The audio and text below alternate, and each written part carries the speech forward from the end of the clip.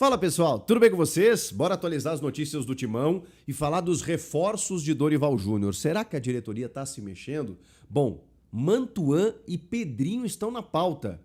Eu vou te falar também sobre desfalques já confirmados para o Majestoso. Mas tem gente voltando também. Chega mais, eu sou o Chico Garcia, inscreva-se no canal e vamos junto. Bom, rapaziada, bora falar do Timão porque tem 2 desfalques confirmadaços para esse Majestoso de sábado contra o São Paulo no Morumbis. O lateral Hugo e o volante Maicon. O lateral Hugo teve constatado, inclusive, uma hérnia e vai passar por uma cirurgia, não tem prazo de retorno. Ele já não vem sendo muito utilizado, né? Existe um revezamento ali entre o Matheus Bidu e o Fabrício Angileri. Em algum momento ele chegou a ser utilizado ao longo da competição, mas a gente sabe que tecnicamente é um jogador insuficiente, né? Mas toda a recuperação para ele, né? Porque a culpa não é dele, né? A culpa é de quem foi lá contratar no Goiás, que estava, né, sendo rebaixado, para poder compor o elenco e de uma maneira meio inexplicável. Enfim, o volante Maicon, que jogou 15, 16 minutos nessa partida diante do Ceará, ele entra no lugar do Martínez, se não me engano, e depois tem que sair de jogo porque teve constatada aí uma lesão muscular. Então é mais um problema que o Maicon enfrenta. Cara, impressionante, porque é o primeiro treinador que eu vejo, desde que ele voltou nessa última passagem, né? Ele enfrentou muitas lesões, ele vem enfrentando muitas lesões, mas é o primeiro que eu vejo insistir no Maicon. E mesmo que tecnicamente ele até não apresente um futebol convincente. E aí, mesmo assim, ele não consegue por conta de lesões. É uma lesão mais branda, evidentemente, né? Uma lesão muscular que eles não confirmaram se é grau 1, grau 2, grau 3. Mas aí, vamos lá, né? Pelo menos 2 semanas para voltar, pode ser 3 a 1 mês, enfim. O fato é que o Maicon estará fora desse jogo diante do São Paulo. Mas tem gente voltando, né? O Memphis Depay e o Romero cumpriram suspensão automática, né, pelo 3º cartão e vão reforçar o time.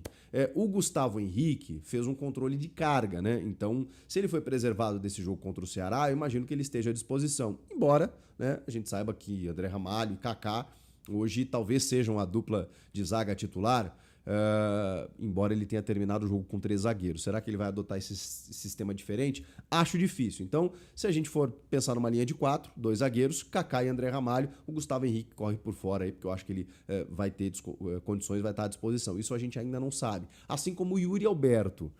Será que o Yuri já pode ser relacionado para esse jogo? Nada indica por enquanto, tá, gente? O Yuri é meio surpreendente, né? Da noite para o dia ele pode acabar sendo relacionado, ele já está começando aos poucos a trabalhar com um grupo. O preparador físico já alertou, né, que em breve isso aconteceria. A gente sabia que para essa quarta, mesmo com os desfalques diante do Ceará, que seria fundamental ele participar, mas a gente sabia que ele não tinha condições ainda. Então pode ser que ele seja relacionado, mas não é a tendência por enquanto. Até sexta-feira, né? Até essa sexta-feira a gente vai ter uma noção de quais jogadores aí o Dorival vai conseguir levar a campo, né? Então, por enquanto a gente não pode confirmar o Yuri e nem o Gustavo Henrique, mas o Gustavo Henrique é mais certo, né? E ele não é um titular absoluto, então tá tudo bem. Mas o Memphis e o Romero sim, porque eles voltam de suspensão.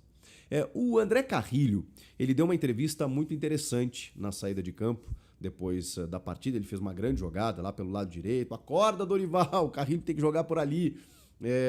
E aí ele foi questionado sobre a questão política, de influenciar ou não dentro do campo, do vestiário. O Dorival está tentando blindar, mas ele visivelmente está incomodado com muitas situações que acontecem, né, de forma interna no clube. Todo mundo sabe o que está acontecendo.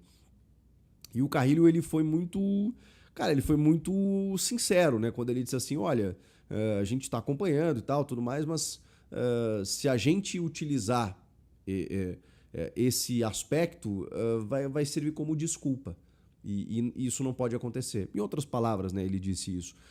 O André Carrillo entende que, assim, o clube está vivendo essa turbulência política e a Assembleia Geral, né, para recondução ou não do Augusto, para confirmação ou não do impeachment, acontece dia 9 de agosto. A gente está chegando lá, né?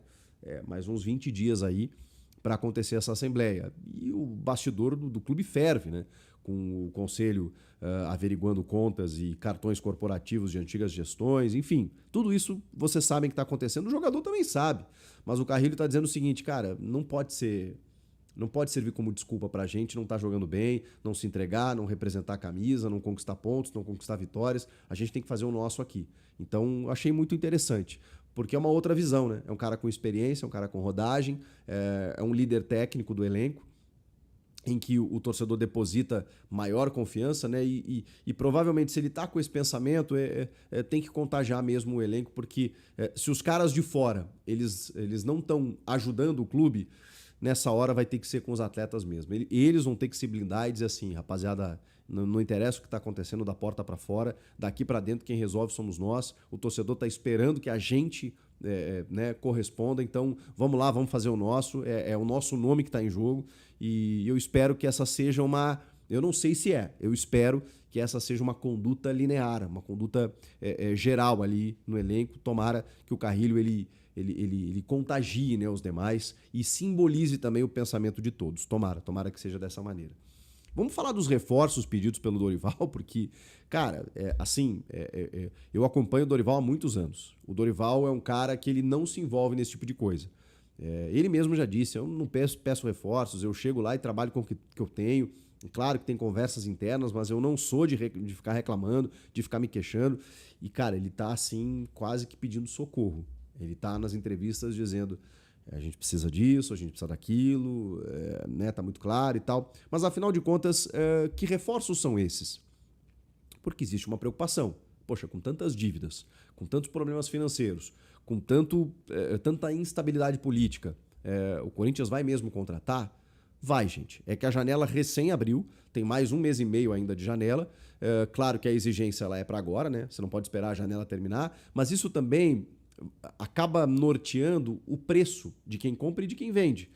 Muitas vezes lá no último dia da janela, meio que no desespero, você consegue preços mais baratos, né? Quando você meio que, né, se antecipa, às vezes você paga um preço mais caro. Então tudo isso tem que ser visto aí por quem rege o mercado, né? Por quem controla o mercado, no caso o diretor executivo do Corinthians, o Fabinho Soldado. Então ele está atrás de jogadores pedidos pelo Dorival.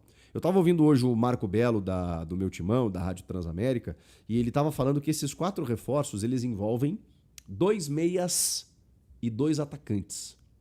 E me chama a atenção, né? Porque, você perdeu o Igor Coronado, né?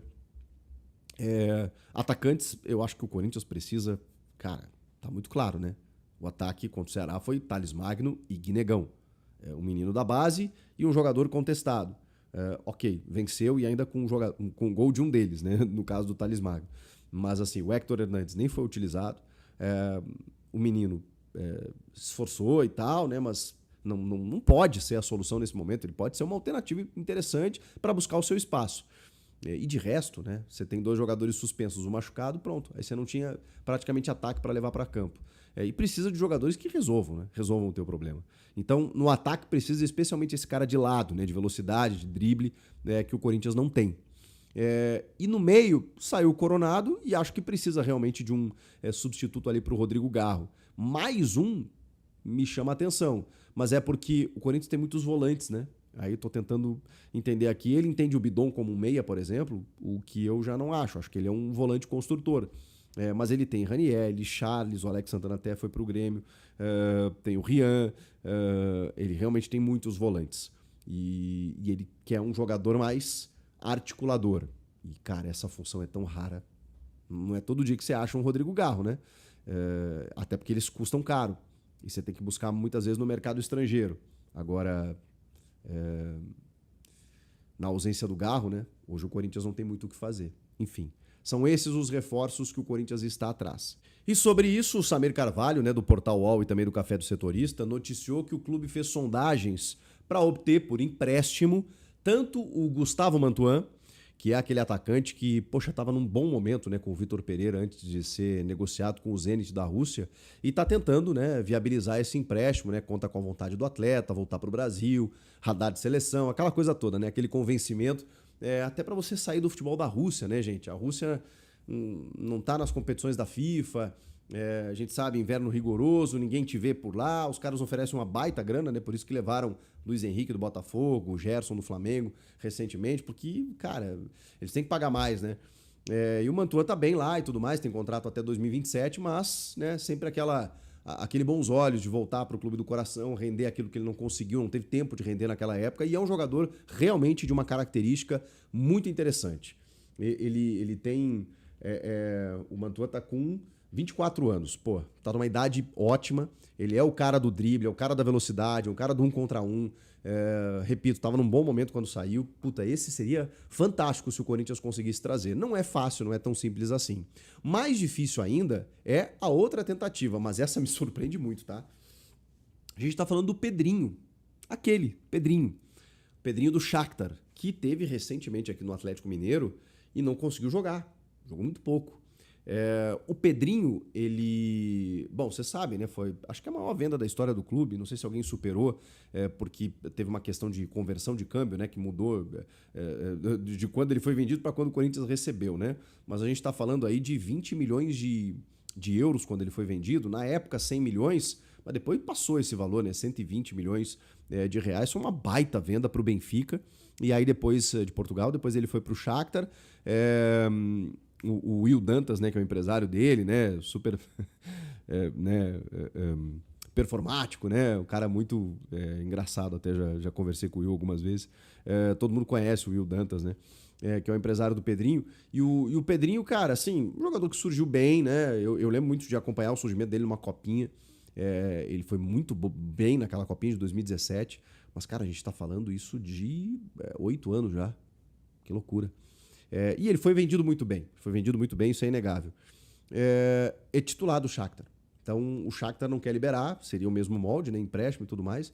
Mas eu confesso para vocês que, bom, eu não tenho acompanhado tanto o Pedrinho no Shakhtar. Eu sei que ele é titular lá e fez muitos jogos na temporada passada. Mesmo assim, tem pouca participação em gols, tá? Ele tem mais de 30 partidas e tem 1 gol e 4 assistências, uma coisa assim. Mas no Galo, cara, onde a gente pode acompanhar ele mais de perto, é um jogador que tem uma boa finalização, ganhou massa muscular, tem alguma qualidade técnica, mas eu confesso para vocês que eu não me empolgo. Pode ser que ele tenha amadurecido, evoluído e tal, e daqui a pouco, voltando aqui, possa render mais, mas no Galo, que foi a amostragem mais recente, ele não rendeu, e tá lá no Shakhtar, né, que o Shakhtar não quer liberar. Então, assim, esse é mais difícil, pela informação do Samir. E o Mantuan, cara, o Mantuan depende de convencimento dos russos, né? O Corinthians tem uma boa relação com os caras, né? Conseguiu lá, inclusive o Mantuan fez parte da negociação, né? Para obter 50% do Yuri Alberto, né? Teve outros jogadores envolvidos, né? O Pedro, da base, aquela coisa toda, enfim. Vamos aguardar. São movimentos ainda muito pequenos, né? Muito tímidos do Corinthians. O Dorival tá pedindo socorro nas entrevistas, o time tá pedindo socorro, o torcedor tá pedindo socorro. Então, Fabinho Soldado, vamos se mexer. Eu sei que a dificuldade tá grande em relação à grana, né? Os caras têm que vir livre de custos, aquela história. Eu não tenho dinheiro, mas eu quero. Então vem de graça. Vai da criatividade, da habilidade do dirigente nesse momento, porque o Corinthians precisa. Comenta aqui, inscreva-se no canal e eu volto na próxima. Tchau, pessoal.